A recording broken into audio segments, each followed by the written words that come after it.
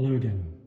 If my presumption perhaps, about the glass that I shared in the first video might be worth considering further, I then thought, along with John and Mary, what would happen if we looked at those pieces then in their context and within the context of the Creed and the windows here at Lanteglos. Well, here is the first of those statements positioned alongside the bay, and you'll see here that those three surviving pieces would fit ideally within that context. John, of course, number 4 is missing, but if he had survived, could he have gone into this particular space? Then if we go down to the next bay, following the same kind of logic,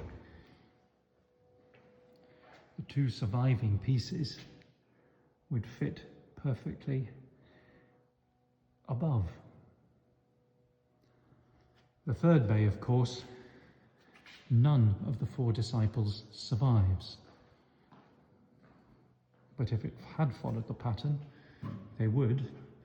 The only bit that might survive, of course, is that little piece that could be the tip of the club of St. Jude Thaddeus. Possible food for thought there, or maybe far too out on a limb to consider. So, but then what about the first bay? And so far we haven't talked about those spiritual fathers who appear in 2 of the other glass pieces. But here in the first bay, we have those pieces. Here they are, our 2 sets of characters, Salome and Solomon, and Joachim and Joanna.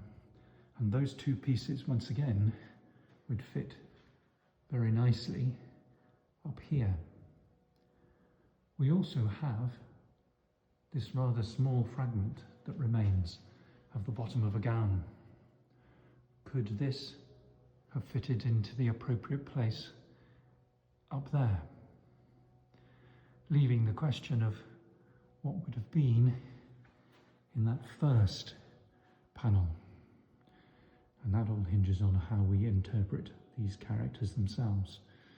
It being the Lady Chapel, could there well have been a portrait of Our Lady here? Or would it be yet another biblical pair of characters? I'd very much value your thoughts on that.